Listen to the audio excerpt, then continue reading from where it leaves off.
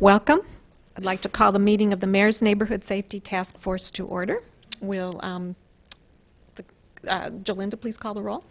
Christopher Storer. Present. Marianne Downey. Present. Megan McGinty. James Moreland. Here. John Mosca. Teresa Michelson. Kathy Wallach. Here.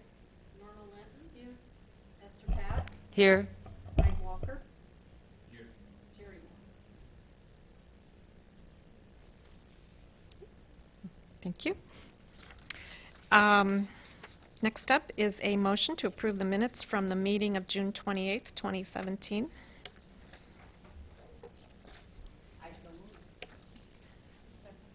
Moved by Esther, seconded by Kathy. Any corrections to the minutes?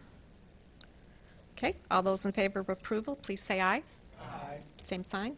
Okay, those minutes are approved. Public input. Does anyone wish to address the task force? Okay, seeing none, we'll move on to discussion topics. I'd like to move the community development item B up to be first, because we do have some guests we've asked to come in and speak. That's okay with everyone? Okay. I'd like to, I invited representatives from Salt and Light to come and give a brief overview of what's going to be happening out at their new facility in the old county market on Philo Road.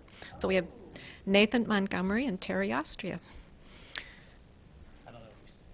Please sit there, and you can introduce yourselves and make sure your microphone is on. There should be a button there to... It's green. It's green. That's good. Okay. Okay. Welcome. So, yeah, Nathan Montgomery. And I'm Terry Austria.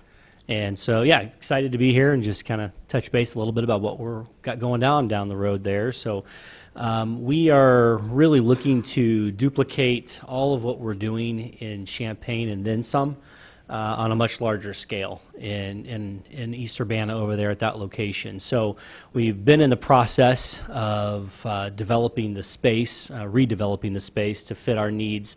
There's going to be a number of different things we're offering there. One of those will be a food co-op open to the general public that will be between 11 and 12,000 square feet, so a little bit larger than your average Aldi's. More items, just because we're actually using retail style shelving rather than the pallet racking type shelving that you would find at an Aldi. So we should have a similar larger item count there with refrigeration, freezer items. I mean, very, very similar in model and type of products will be available there. And we are figuring out the pricing structure, but we're looking to have it comparable to an Aldi as far as that goes. We are excited and looking at how we might do a little better job with produce, fresh fruits and vegetables. We actually have been working with Sola Gracia as one of those avenues already, and are even exploring a grant with them where we might put a wash station in where stuff will be harvested at Sola Gracia, brought down, and we wash it and pack it and goes out through the food co-op right there. So so that's part of it. We're going to have a thrift operation about twice the size of what we have in Champaign right now, and it's really our whole idea is developing a space that both verbally and non-verbally communicates the sense of dignity. And so actually a lot of the racking that we're looking at that we just were fortunate to receive in a very large donation is more of a boutique style of racking and shelving, and so it's not going to be a run-down looking sort of corner store environment that we're putting in over there. In addition to both of those, which are really part of our programming, so I guess I don't know the familiarity of everyone on the panel, but the way our programming works at this point is our participants volunteer at area non-for-profits, and for every hour they work, they earn credit at minimum wage that they can then use to shop within the food co-op and the thrift store, so acquiring the resources they need through their own capacity. The idea is reinforcing this sense of purpose and dignity and capacity of the individuals that we work with. And so the credit earning piece is really kind of what brings a lot of people in, but then we also will be offering financial education classes, soft skills jobs training. We're putting in a computer lab that a little larger than 1,100 square feet that will be access to the residents in the area as well as instructional opportunities. Something different we're doing there that we're not doing currently in Champaign is we are also going to have a child care room. And this is going to be to provide child care for our participants who are either working on site or attending classes on site. So the idea is hopefully removing that obstacle for them.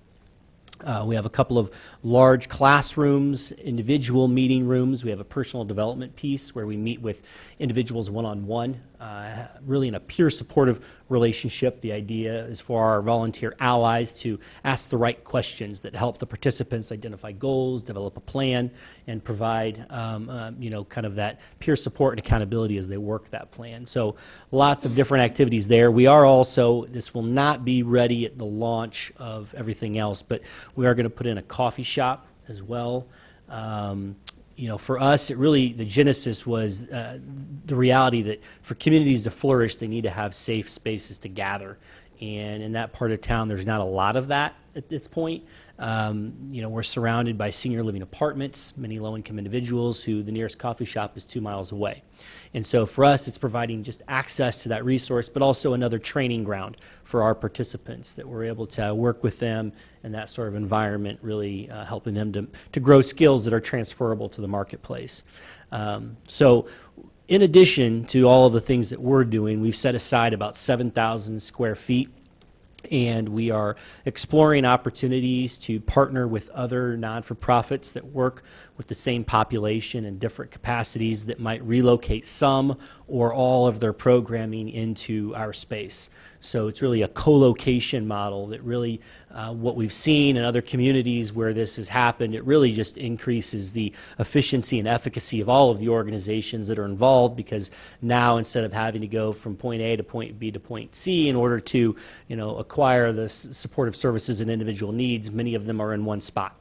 And it just allows us to work together more collaboratively as well. So right now we don't have anything official, but we do have some interested organizations that we're exploring some partnerships with.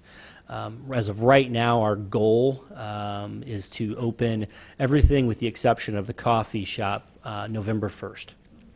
So that's caused my eye to twitch and heartburn to start, but it's been chugging along. The construction is nearing completion now. We're in store setup. Super Value has been a partner of ours in this process, and so they are our supplier for the groceries, and they're helping us walk through that end of things. And with this also comes jobs. So our model is one, it's certainly a more developmental approach to alleviating poverty, and it's one that has long-term sustainability.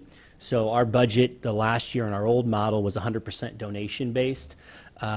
This year, right now, it's going to be about 70%, 65 to 70% program revenue, people shopping, the general public shopping in the food and thrift, and the 35 to 40% donations. Next year, as we grow with the advent of Urbana, it's going to be closer to 90% program revenue and 10% donation-based. And so that's exciting. I mean, that's long-term stability and really a model that can be transferred to other communities. But once again, there's jobs. Before our model change, we employed 4 full and part-time individuals. That was in 2014. This year, we started with 17. 7 of those former clients that stood in line in the old model. We will end the year with 38. And so we're adding a number of positions in Urbana, from department managers and assistant managers to sales clerks, custodial, all the way through. And for us, we really also try and focus on the living wage issues. And so, we've really stretched to the degree that we can. Our lowest paid positions are part-time receiving people that start at $10 an hour. Our clerks start at $11 an hour. All full-time employees. We do health. We do paid time off for all individuals, full and part-time, different schedules. And so we're not just looking to provide bottom-of-the-barrel kinds of jobs, but jobs that could actually potentially help to sustain a family. And so we're excited about that as well. And we really have throughout we began posting jobs the beginning of this month and have been in hiring process and frenzy that doesn't seem like it's ever going to end. We've placed a high priority on residents from the neighborhood in particular in that area. And so we really are focusing on that and trying to ensure that to the degree that we can, we really are providing those opportunities for people that are already there. So that was a lot of information in a short amount of time. I don't know if there's any questions or anything. Would be more than happy. Terry here actually is a resident of Southeast Urbana, has been for a long time. Since 2002? And so he is actually our Director of Education and Personal Development. So all of our educational pieces and programming he facilitates. Thank you. Any questions? Kathy? Hi. Hello. I'm a resident of Southeast Urbana. I'm glad to see you there. We've been watching things go on. I'm curious to know what kind of publicity or notice have you given to people, especially in the Silver Water area, about what's coming, or is it too early for you to do that, or do you have plans? Yeah, we haven't, and that's, of course, the November 1 has not even been publicly announced yet. We were kind of, you know how these projects go, you don't ever really want to count your chickens till they're hatched, and so we were waiting until we got a little closer and we were confident of when we were going to be looking to open, and then, yes, at that point really began promoting and publicizing the opportunities and what's going to be taking place there. But if I can just add, as we've been standing up in front of the facility, we've been having conversations with people who are constantly just asking what's going on in there.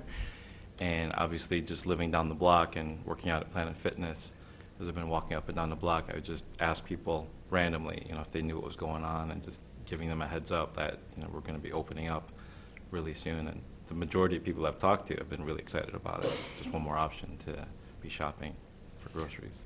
And we've been having some discussions with other community leaders in the area. I know I just attended last week, I don't know, my head's mush at this point, Historic Urbana, East Urbana Neighborhood Association meeting. And so we're starting to try and do more of that, get out, get involved, begin connecting. Because at the end of the day, we recognize that you know, for us, our missionally how we look at things is we're not coming in to fix anything or any person. We're looking to come in and be a part of the community, to be a co-laborer with those that are already there, that have been doing things long before we ever arrived, and really understand the needs and the assets of the community far greater than we do. And so our desire is, as we step into this, to be able to listen and listen well, and be really a part of what's already been happening there. And so it's certainly going to be a journey. I mean, we've obviously spread very thin, and so we're just beginning to be able to do a little bit of that, but right now the margin with our director level staff is not very wide. So hopefully as we get settled in, we'll have even more opportunities. Any other questions? Mary Ann? I have one. When do you plan on having signage converted and that sort of thing? So we just had our main sign go up yesterday, which was very exciting. So it's on the building. I think Terry posted something on Facebook about it. And for us, every detail is important, because we believe that how we communicate verbally and non-verbally says something about how we feel about those that come through our doors. And so even something as simple as the sign on the front, we didn't want just a big plexiglass with some stickers on it. And so you know you can see for yourself as you go by there.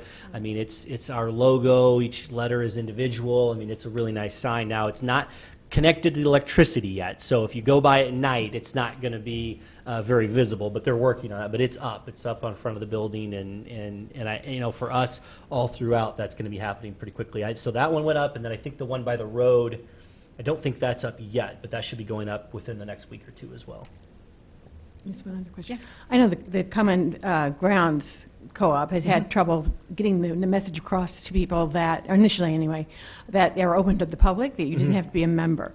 Do you think you'll be able to get that out, that this is for everyone to shop? Yeah, I think that, I mean, that's been a challenge in Champaign, but in Champaign we really haven't promoted it because our food area there is so small. and it just wasn't really going to bring people in as a destination grocery shopping experience because we just didn't have enough.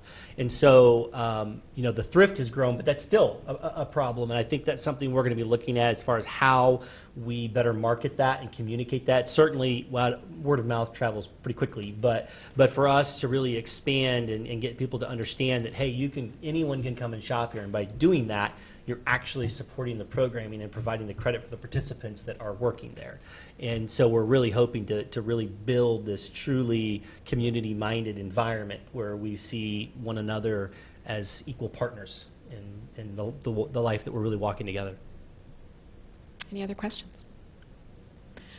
Will the meeting space be open to the public to be able to rent a space or use, or how is that going to work? Yeah, so we the two classrooms we have are pretty large. They're both better than 1,000 square feet, and so we've already been being approached by a number of different organizations about facilitating different types of classes on site, and I think we might potentially be hosting a giant Filipino Christmas party in one of the areas too. So the large area that we have right now is really something that we can utilize for larger events until we actually begin to get some of these nonprofit partners in and develop that space. But for right now, it is one open almost 7,000 square foot space. And so but even the classrooms themselves are something that we're hoping to make available for people to reserve and use. And even something like a birthday party. I mean, if your home is not a place that you can host something like that for your child, that's a big deal to be able to have a place that you can do that in. And so we really are hoping to figure that. I mean, we have some of that to figure out. What does that look like from a policy perspective, and how do we navigate that? But yes, short answer, yes. We hope to make that available to the degree that we can. And do you anticipate programming from the Park District or the library or other community? Yeah, so I'll let Terry's organizations? actually been speaking with the library already. So No, the library definitely. We've met the lady. I'm sorry. Celeste. Again. Sharp, Yeah. She's new also, so she's getting acquainted with some of her programming too. But we're going to be having ongoing meetings about things that we can collaborate on, but especially programming for children and their educational packages when it comes to science, math, reading. But the thing that really caught my attention was the music and musical instruments, which we are already looking into as far as having different local musicians come in and instruct many of the local residents. Park District we haven't addressed yet, but we are looking into that because we do have some of our life skills classes that we're looking into starting when it comes to cooking and sewing, but we do want to add more to that. To help get going on some of those classes. Okay. Thank you. Do you have a question, James? On your hiring, are you able to hire people from the neighborhood, even people that has police records, trying to get back on their feet? Oh yeah, I mean we've actually even thought about targeting our coffee shop to working with that demographic in particular. We have, I mean, on our staff now, we have a number of people with their own stories to tell. And so for us, we recognize that for those in our community, that's often the hardest to find meaningful employment. And so that's always been a focus of ours. And yeah, we currently employ, in different levels of management on down, individuals with those sorts of situations. Well, thank you. Thank you for taking time out from your construction schedule to come by. From the minute I heard about your plans, and it was, I think, last year, Yeah. I just thought this fills a void, and it really meets the needs of the people in the community, not just the neighborhood, but in the community as a whole. So thank you very much. Looking forward to the ribbon cutting.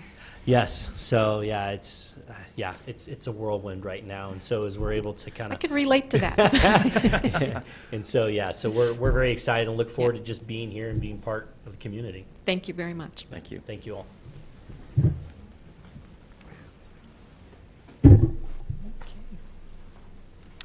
Okay, we have an update from Community Development on Espen Court and Silver Water. And following that, we'll hear from Chief Morgan and the Police Department. This is John Schneider, Community Development Manager. Just a brief update. We are completing the systematic inspection for all the occupied units at Aspen Court. Right now that's underway. So any unit that's occupied, we're going to complete the inspection, notify the owner, and have them to effect the repairs. We have issued a permit for installation of a fence, a security fence and gate at Learman Avenue. So that'll be provide more controlled access to Aspen Court.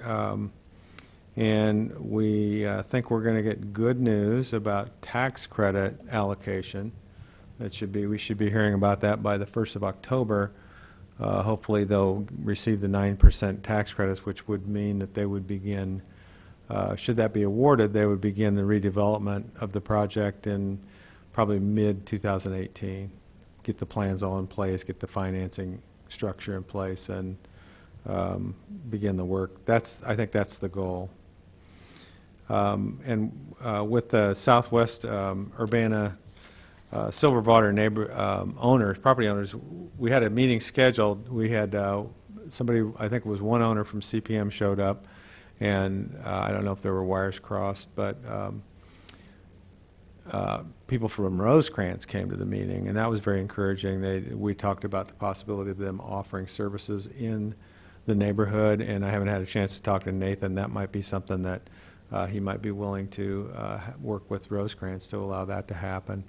What we did discuss was possibly maybe just initial assessment, and then, because you'd have to have a different type of facility for what Rosecrans does, and then maybe figuring out a way to transport people from the Silver Water Southeast Urbana to Rosecrans facility.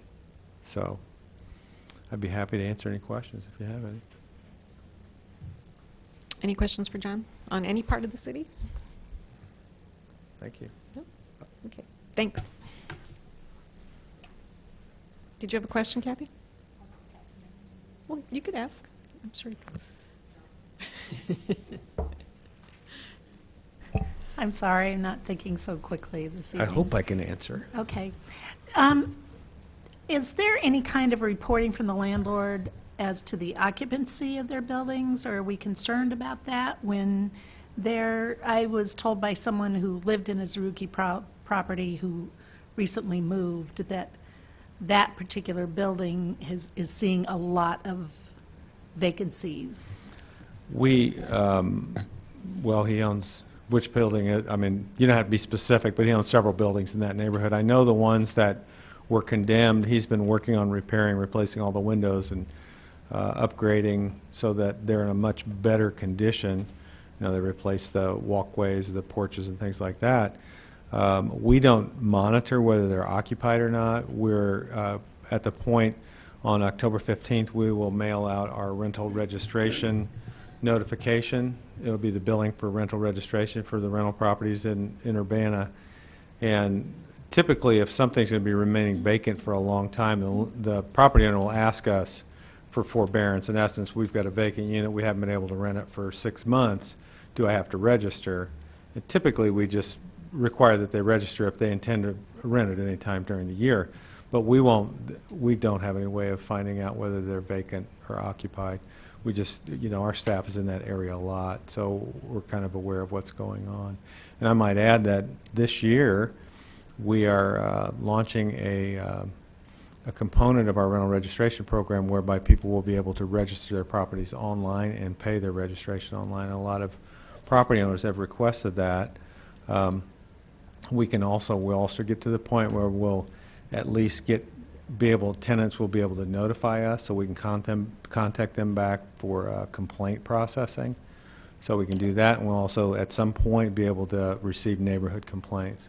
So if you notice something in the neighborhood that's going on, you can log in online and register a complaint. And if the way it works is you have to have a login or you have to identify yourself so we can call you back. Otherwise, it will go as an anonymous complaint, and we won't be able to contact you and return, your concern. So those are things that are coming. We're going to have it launched. I think it's live right now. We're just going through testing, But by the time we send out, we're actually going to use the system to send out the billing. So if anybody's watching this, there might be some mistakes in that billing, but we're doing the best we can to get it clear ahead of time, so. Oh, well, just to clarify, those 3 buildings that were condemned currently aren't not yet occupied. No, because there we are no haven't- units that are occupied there. Yeah, we have not issued a certificate of occupancy. You'll see workers sitting out on the porch. It might look like they're staying there, but we've verified that no one's living in No those one's living units, so. Okay. We verify that on a regular basis. Esther, I'm just curious, do you ever get any of the fine money from him yet? that's still in court. Court, that's what I thought. 3 years later? 4 years? Yep. We are. Any other, well, I guess John's gone, all right. Sylvia, Chief Morgan.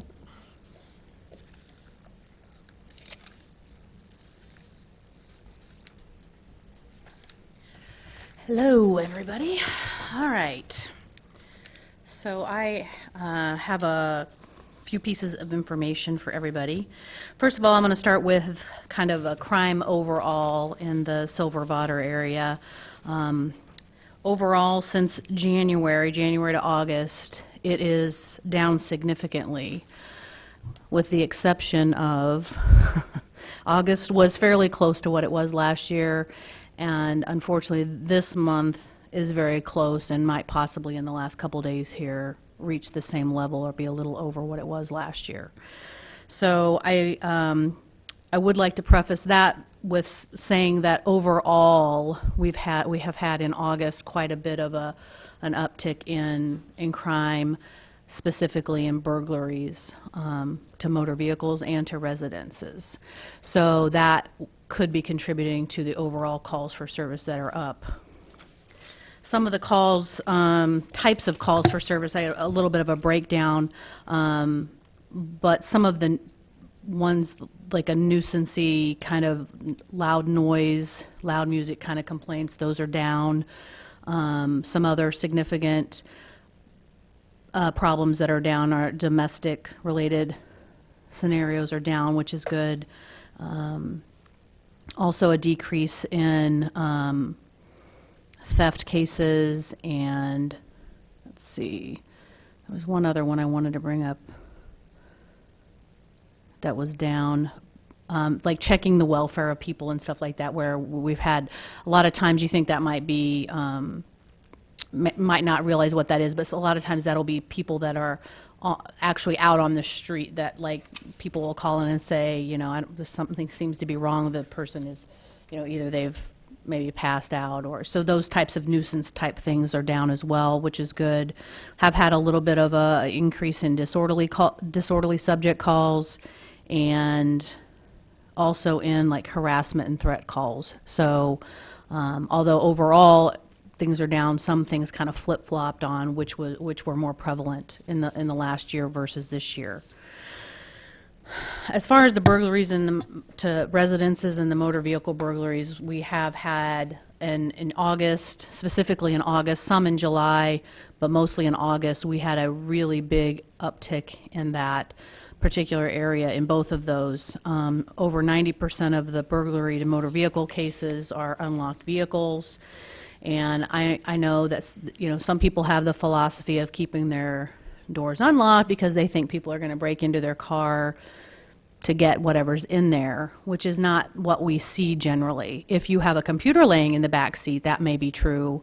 But generally, if you don't keep things out in the open that can be seen through your windows, they're not as likely to break the window to get into it just for change or something like that.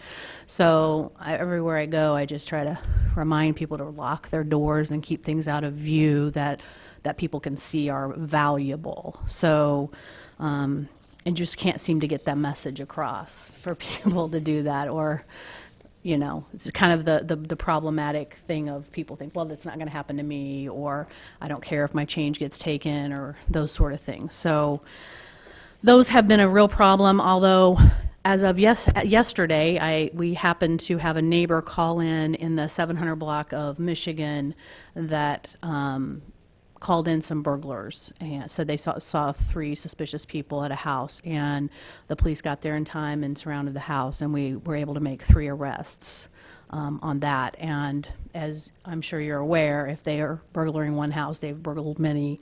We did get some confessions from them, although I don't have a count on if they were able to link them to other burglaries and what that count would be at this point. So they're still working on that. 700 West or East? East. East, okay. Yeah. There was I think it was 15, 16, and 18. There was one 18-year-old. So, all right. Overall, I think for burglaries, even though they do seem to be down this year overall, again, I think August was specifically high for us. And so that, I don't know if that's going to continue in a trend and we're going to even out for the year, but so far from January to August compared to last year, we are down, even though we've had the recent uptick in that. I was going to move on to shootings next, just to give you a update about that. Luckily, we've kind of seen the same thing with shootings, unfortunately. You know, overall, they are down, although August was a particularly bad month, unfortunately, but more so for Champaign than us, thankfully. But at any given time, that can change. Obviously, people don't recognize Wright Street as a divider. They don't really care about that when they're doing what they're doing. So we recognize that that is just a matter of luck sometimes. So it looks like we have had 13 shots fired incidents in Urbana this year. And overall, there have been, in the entire Champaign-Urbana and the immediate surrounding area that may be county jurisdiction, there have been 62 year-to-date, and only 13 of them have been Urbanas. The most recent one in Urbana was back in August 27th. That was in the 1400 block of Beach Street. And since we've last met, I think, refresh my memory here, I think we did have one that was domestic related in the 1700 block of Colorado, but that was the only thing that was anywhere near the Silver-Water area. So, does anybody have any questions on any of that? Or crime in general, I guess. Could you speak to the 2 pedestrian accidents that we've had in the last couple of weeks? Pedestrians being hit Oh, by I'm sorry. vehicles. Yes, I was for some reason blanking on the first one, which was Ohio and Lincoln, roughly in that area. That was a pedestrian that was crossing the street, not in a crosswalk, and wearing dark clothing, and she is expected to. I'm not 100% sure fully recover, but mostly recover. She will be fine, and I believe she's still in the hospital at this point. But that was technically, yes, that was a pedestrian that was not in a crosswalk there. I know that some people had some concerns about that, but we were able to determine that that was the case. So the driver of the vehicle was unable to see her and wasn't. And again, since it wasn't in a crosswalk, wasn't necessarily expecting a pedestrian. So the second one was just right outside of the city building yesterday, right outside my window. And that person was trying to run across the street at, well, it was almost 5 o'clock. It was between 4 and 5. And the problem, did you see it? Oh, is that what you said? All the stuff, yeah. So that person was also crossing right just north of the city building, and ran across. They were going toward Lincoln Square. They ran across the northbound traffic and got to the median and continued to run both lanes coming south. There were vehicles at different spacing, so the one in the closest lane to the median was able to see the person and slammed on their brakes and stopped. And so the person kept running. Unfortunately, the person in the outside lane was unable to see that this person was running. I think they were blocked by the vehicle and spacing. They didn't see, and so that person, as they ran in front of that one that slammed on their brakes, the other car hit them. That person went to the hospital and was in stable condition yesterday. I don't know if they kept that person or not. But the driver was arrested for, I'm going to say suspended license. I may be wrong. It might have been revoked, but was also possibly DUI. But again, I'm not sure that was the contributing factor for that particular accident, but that's what we found out about that. Any questions about that? Chris? Thank you. I live in the neighborhood, and I see a lot of people crossing, especially going out the city building and so forth, crossing to the Lincoln Square area. Could there be some sort of a zebra stripe or something put out to, for these areas to allow people to have a better chance of crossing safely? Well, I would have to, I guess I would have to ask Public Works if that was something they would put there. I don't know that they would necessarily, on that particular space of road, if they would put anything other than, the problem is this is a busy road out here, and there are crosswalks at Illinois Street and up further, and but you're right, a lot of people do cross in front of the city building. They go right out the front doors and cross, and a lot of employees probably do that too. And yes, I understand what you're saying. I don't know that painting on the pavement would slow traffic down, though, for that.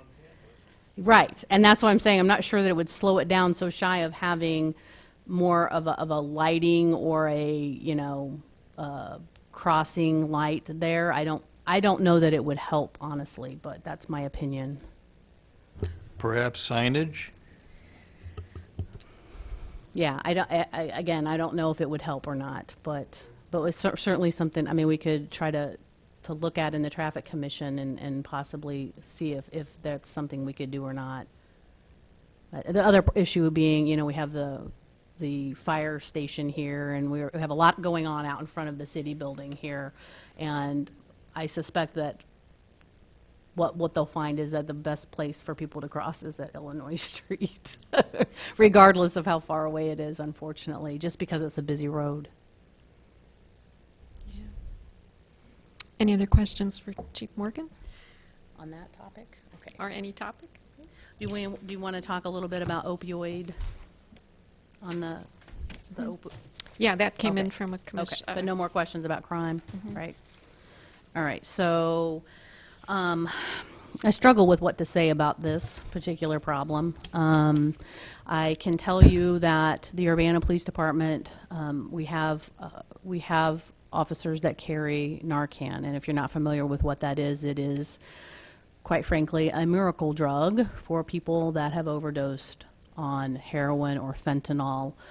It will literally bring them back from the dead. I've seen people that are completely without a pulse be given a shot of this and literally wake up and try to walk away from you. So it has saved, we've had multiple saves with that between the fire department. They have a lot more than we do, but between the fire department and the police department, we have saved multiple people's lives with that medication. I don't think that's the answer to the problem. That's our police response to the problem. I think as the legislation the legislators have recently come to realize that this is a much bigger problem that's not going to be solved in the police world, and it needs to be attacked from different realms as far as trying to get people to not be addicted and to get them recovery help and those sorts of things. And I don't know if you read the recent legislation that, or the recent executive order from the governor for, I believe it's called a opioid prevention and intervention task force to be formed to try to attack some of these and come up with some solutions to some of the problems and to look at some of those other areas. And it's not certainly not focused on the police aspect of it. It's too late by the time we get there usually, or we're there with the Narcan, and that's not the solution. So they're trying to at least see now that there's an issue, and I believe they're also there was another piece of information that I read about going and kind of putting out setting letters to some of the big medication companies, pharmaceutical companies, asking them to help. You make all this money off of medication. Help us solve this problem. Help us, combat this problem, and hoping that some of them would step forward with money for some of the maybe programs and things like that they want to try to address this problem. But obviously we have our street crimes task force that tries to go after some of the dealers, and that is only it really is not a problem solver. I mean, I think we all know, the war on drugs is we're not winning that, regardless of what the drugs are. We fight it every day and try to, we make good arrests and we do all those things, but there's still someone else that's going to step up and start doing it again. And so, as much as we try to combat that, we're not going to solve the heroin problem that way either. So we need help from some of these other areas to try to help save these people's lives. So that's kind of an overview of some of the things I know about it, what we're trying to do to try to get some of those things going here in Illinois, and kind of how the police here at Urbana deal with some of those things. Any questions? Kathy? I noticed CVS is stepping up. They've made a Good. policy that you have to come in every 7 days. They will not fill any prescription for longer than a 7-day period. Well, that's good.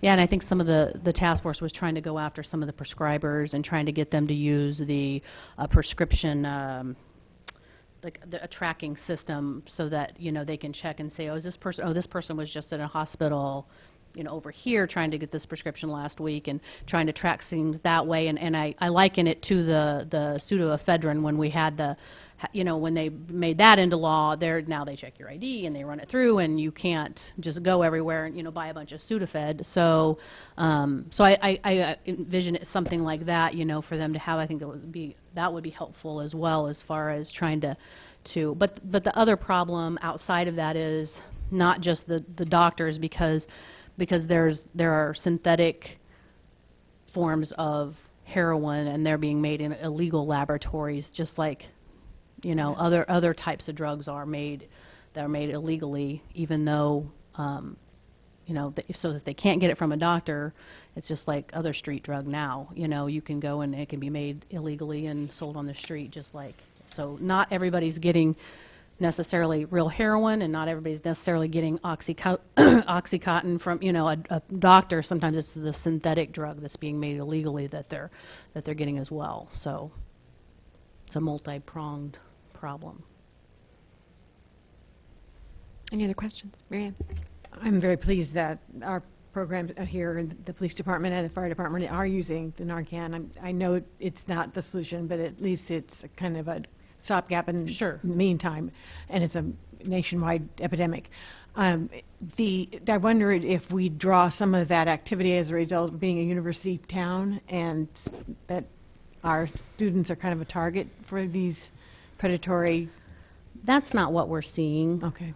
That's not really what we're seeing. In fact, so heroin is a narcotic, which is a painkiller type of, it's a narcotic analgesic. And so it's a little different than some of the other street drugs that we deal with like methamphetamine and cocaine. Those are stimulants. And so those are more of a drug I would expect to see centered, that and cannabis centered around like a college student stuff. I'm not saying there aren't college students that have some type of a narcotic analgesic addiction, but usually it stems from, more often than not, it stems from the person having had some sort of an injury in which they were prescribed that medication, and they form an addiction from that, more often than not. It's not always just somebody saying, oh, I want to try heroin or fentanyl. You know what I'm saying? That's not most common way that people become addicted to that type of drug. Mhm. Any other questions?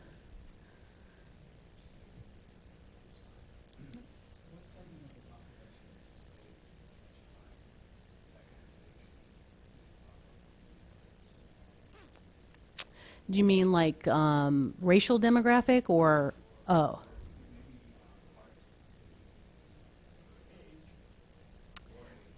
Yeah, I mean, so I'm not sure I could speak to that without looking into it to see for sure what we're seeing, but it doesn't seem to be a drug that is centered around any one particular demographic, whether it be age. That's my impression, but I'd certainly have to look at the numbers to confirm that, but.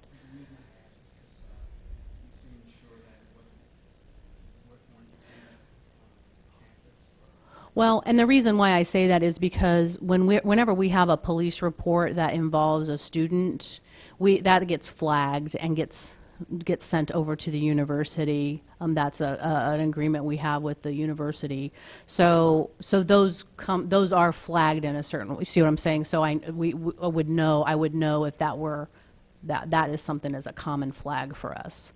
So that's not what we're seeing with a lot of this heroin stuff. Any other questions?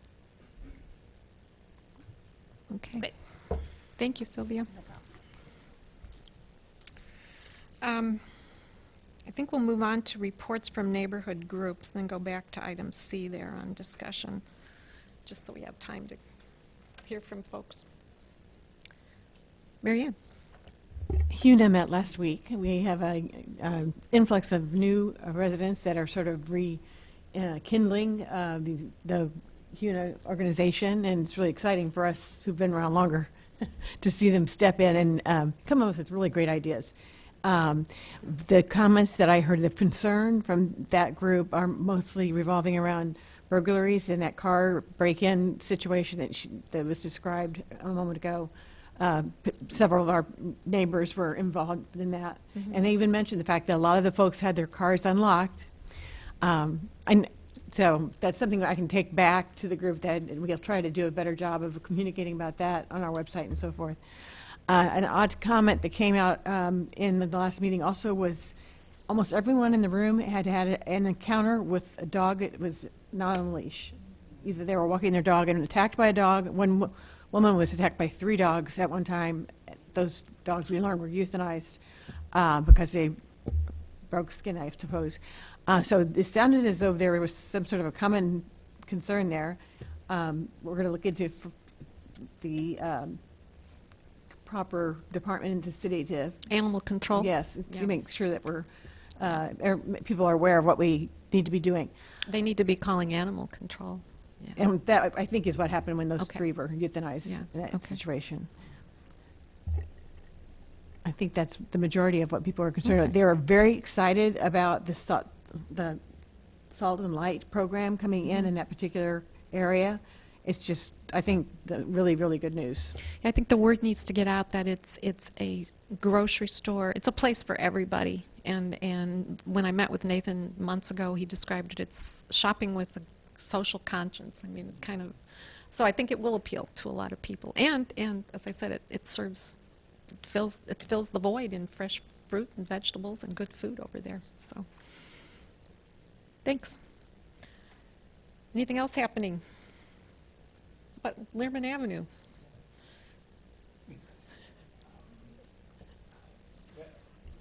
For Elnet, Lemonade, we got the garden, like, we got a shed and everything's taken care of, so we got all the tools in the shed, so, And you raised it through GoFundMe? yes. Go for Congratulations. So, the garden's doing pretty good, so, any comment?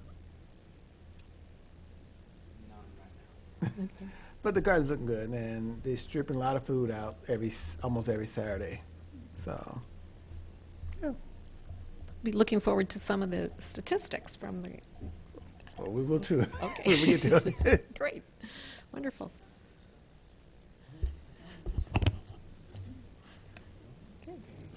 We see people working the gardens on Sundays when we drive by that area, so good job. Okay. Any other concerns? From Lerman? From the area? No? Not really. Okay. I don't know. We did discuss something about the last meeting. Can you speak into the microphone, Clyde? Is the mic on? Is it on? Push the button. Okay. It seems like I do remember us discussing, this is relatively minor though, something about garden being, you know, people getting into the garden, but I think we sort of solved that with signs. I think we'll find out in the next meeting. But there was someone brought up the possibility of getting law enforcement involved, but that was about it. It's relatively minor. Okay, thanks. Megan? Over in my neighborhood, it's starting to look really good. I mean, every time I turn around, there's a new Habitat house. They just took over a vacant lot over on Church, and 2 have gone up in, oh my gosh, the last couple of weeks. They look lovely. I am assuming that garage has sold. I've seen a dumpster and wood coming out of it. He just knew I was going to mention that property.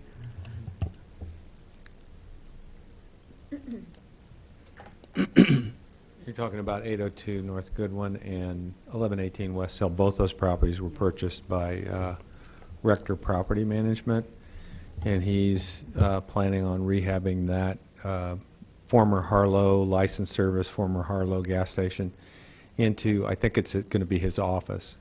So it'll be Jason Rector, Rector Property Management, and he hasn't decided what he's going to do with the house, but the house will be coming down hopefully within the next 2 months, I'm going to guess. Okay, because I noticed there was more signage on there that said that, you know, it was going to have to be demolished. So Yeah, what happened was we worked with our legal staff, and we initiated, you know, the process to start the court action. And through the notification process, I think the owner decided to sell, and that way they wouldn't be required to demolish. So the new owner, we've been working closely with them. It's just a matter of finding out what because he just recently purchased it, so finding out what his plans are and working with them to get that demolished as soon as we can. excellent. What's going on where that nursing home had remained vacant for, I think it was like 8-10 years? They just demolished that. Has anybody purchased that property with an intention for another apartment building? Not to my knowledge. My understanding is that Kelly Dillard, who is Diggett Construction, was the one that's, I don't know if, I think he owns the property as part of the acquisition. He bulldozed it, and it's more of a speculation, similar to what happened to the Hanford Inn. So the city worked with him. That's a different type of project, but he demolished the Hanford Inn. So those are two really, you know, we had hopes that the care center is what you're talking about would be redeveloped, but there was a lot of interest, but the cost to do it was so extensive that people decided they weren't and they couldn't sell it. So eventually Kelly bought it and demolished it. Thanks so much. I appreciate all you've done You're on welcome. both those points. And while you're there, one of the concerns I know from just about every neighborhood are the vacant properties or the properties that are vacant and neglected. And one of them that's been around forever in the West Urbana neighborhood, the one on Ohio Street. Right. Can you share the news about that one? The one that's been neglected on Ohio Street was recently acquired by a gentleman that's going to rehab it. So that should be in process right now. It's, what are the It was- cross streets? Just, it's west of... I think it's 702 West Ohio, I think is the address. 708 or 702, maybe. Maybe it's there. 708. I think I know the people who live at Yeah. 702. Actually, the history of it was the gentleman that owned that property many years ago established the John Birch Society in Urbana, so, yeah, apparently. But it's been vacant for a couple decades, And right? it was so covered with vegetation, our staff didn't even know it was vacant until the neighbor called and let us know that, so. Across from, yeah, so this will make a huge difference in that plan, yeah. Could I ask just one more question. The neighborhood folks have been saying that the properties on Lincoln between Hill and Church, where Church doesn't actually go through, have been purchased and the entire block is going to be demolished? That was a discussion at, I think, the Plan Commission several times. Not all of those properties have been purchased, but I think Howard Wakeland purchased several of those properties. He owns quite a bit of property, like on the Church Street, unimproved area of Church Street, and some of those properties there. But there are still, I believe, 3 or 4 owner-occupied, and there have been a few attempts to get that area rezoned, but they have been unsuccessful. So at this point, it's just going to remain as it is with... As far as I know, yes. Okay. And also, on Hill, there are 2 other properties. One is at, I think it's 1115, and it had been owned by Green Street Realty, but it's been vacant for the last 8 months. Do you have any idea what has gone with 1118 or 1116? Both of those are now vacant and have been for quite a while, and there's been some decent amount of juvenile activity on those properties lately. Okay, 1118 was the one that was the Mannon property that's Mr. Rector purchased. You mentioned 3 properties. You said 1115, Right. 1116, 1118. 1118 was the Mannon property, which went with 802 Goodwin to Jason Rector. It did. Yeah. Oh, excellent. Yeah. And then across the street, 1115 was, I believe, Rick Knoll's house that was also owned by the Mannon family, and I think that, that's remained vacant, but she's kept that up generally on the outside, but we've been working with her to try to do more. Hopefully she'll be able to sell that, too. The other one, what was the other address, 1116? Yeah. I'm not... Or no, I'm sorry, 1115. 1115, I think, is Rick Knoll's house. Then it would be 1113. the one next to it. 1113, okay. Yeah. Yeah, I wasn't aware that's vacant. We can check on that.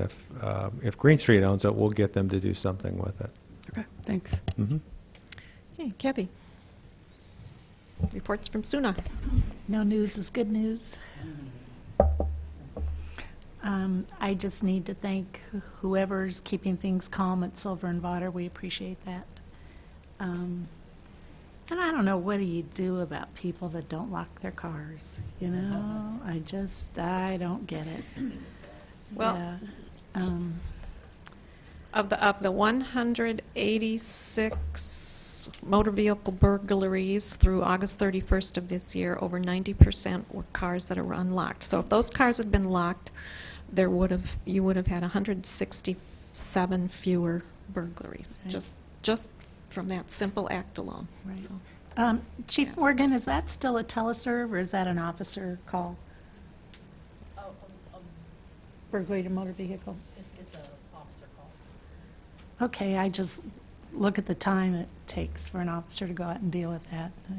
It's crazy. yeah, if there's a message you can take back to people in the neighborhood, it's lock your cars. It's not a big deal, people. Just lock your car. Norma?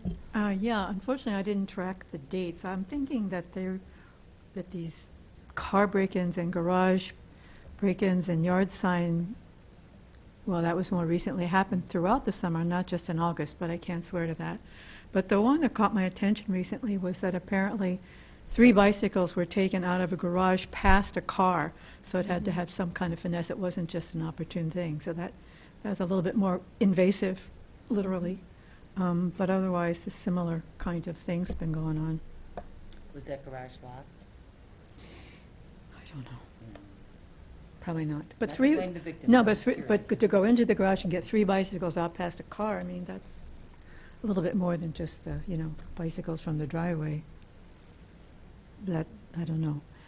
Several of the people said they had called the police, but I don't know how religiously all of them, no, I don't think the yard signs were called in, but I'm not sure. That's it. Okay. Any other items to report? Oh.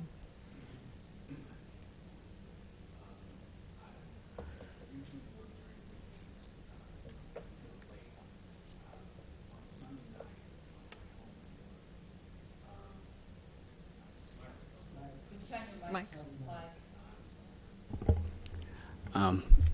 as I was saying, I work late on weekends, and on my way home, roughly around 11-ish, as I was approaching home about a half a block away, I noticed that there was a collection of police cars right around the Washington-Learman area.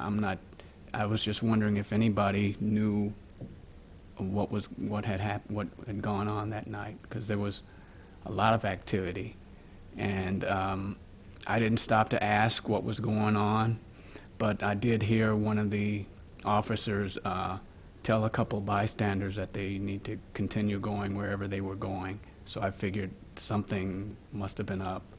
So, and they just, after about maybe 10 minutes or so after that, they sort of dispersed and went on their way. So I'm not sure if they were there making an arrest, a sting, or what. So What was the date again? We can check. it was for on you. this past Sunday night. Okay.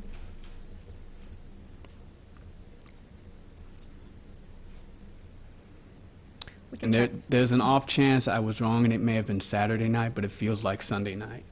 Okay. We can check. We can check on it. Once again, the statistics of the amount of cars that that were unlocked, so I can. Yes, this is make from our point. statistician, Melissa Haynes. There were 186 burglaries for motor vehicles through August 31st of this year, which is down from last year, but still too many. Over 90% of the cars were unlocked in those burglaries. And that's consistent. They're just, if there's one single thing a person can do to protect your property, it's lock your car. Well, some things don't have locks, unfortunately, like yard signs. Not everything is lockable. Oh, yeah. Yeah, the cars are Cars are lockable, usually. I wanted to take this opportunity to introduce, before we adjourn, Natalie Kenny Marquez, who's our new communications coordinator. Natalie, do you want to come up here and tell everyone about I never miss an opportunity to promote the city newsletter, our new newsletter, which is something else that you can promote through your neighborhood listservs and your organizations. As the mayor mentioned, my name is Natalie Kenny Marquez. I've actually been with the city of Urbana for about 5.5 years. Past 5 years, I've been running the farmers market, Urbana's Market at the Square. So I'm excited for this transition to be the communications coordinator. My background, I was a public information officer for a suburban Chicago community before moving home. This is home. So happy to be here. One thing that we've launched right off the bat is an e-newsletter. We started the first edition in August, and we send it out the beginning of each month. To subscribe, you can visit our website, urbanaillinois.us. The next one is coming up very shortly. We filmed the mayor's message today within a fire engine, so that was very exciting. And it was on public safety. Yes. So this is Fire Safety Month. And included lock your cars as one of the messages. But I try to promote it through our social media as well as talk about it, and so does the mayor any chance that we get. But we'd love to offer you the opportunity to share this with the people in your neighborhoods, to get them to sign up. Each edition has an update from the mayor, in addition to some news and happenings, some department updates, as well as some activities that are sponsored or endorsed by the city. And so at first I was a little worried that we wouldn't have enough content. Now we're overflowing with content, so it's definitely a good piece of information to share with your fellow neighbors. And if there's something especially great happening in the neighborhoods, people can share it with you, and Yes. we could also feature it in the newsletter, or at least put a little announcement in it as well. I'm always searching for content, so my role is fairly new, but my goal is to get out and about and meet folks and learn about what's going on so we can better tell our story of why Urbana is such a great place to live, work, and do business. So if you have story ideas or suggestions or feedback or ideas for content, email me anytime. I have a really long email address, so if you just search our website for my name, you'll find it. And this is part of our overall effort to tell Urbana's story. We all know what a great place Urbana is to live because many of us have lived here for a long, long time, and some not.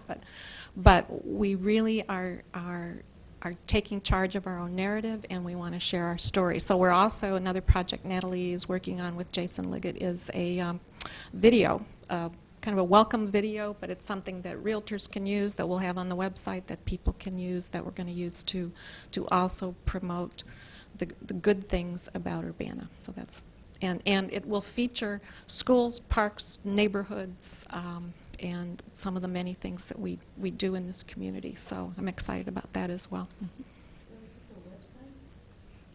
The newsletter, it's an electronic newsletter, so it will go to inboxes, email inboxes. You can subscribe, and it'll automatically come each month to your inbox, and you can go to the city website to subscribe. If you go to the home page under online services, you'll see the link to subscribe to the newsletter. And once you sign up for it, you'll get it every month on the first of the month. Or second, as the case may be. If it's the first Monday of the month, we'll Yes. say. All right. Great. Thanks, Thank Natalie. you. The last item on the agenda we hadn't gotten to was task force role moving forward. I haven't received any requests from people as far as a focus. In the past, this task force has helped Mayor Pressing in the past form a policies such as the aggravated nuisance ordinance. I think we worked on the aggressive solicitation ordinance. We kind of responded to the need. There's nothing at this point that I see that the task force that I would say here's what we need to work on, but I will take direction from you and what you see as the need, and until then, if you're okay with meeting quarterly in a context like this, we'll plan on doing that. Yes, Esther? I think it's good to meet quarterly, although I'd suggest our next meeting not be on December 27th. I would agree with that. I think Jolanda, we already had that discussion, didn't we? What's your pleasure? Should we move it to January? Do you want to? That would be the following month, or do you want to wait till what would next? January, February, Actually, March? if you did it January and then went quarterly, that would put us on January. I mean, within October, and then again January. It'd be better than conflicting Okay, with November all right. and So we say the December. next meeting is January, last Wednesday in January. Is that all right with everyone? Okay.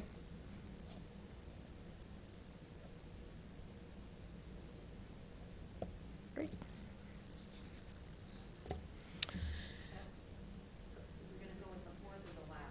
Oh.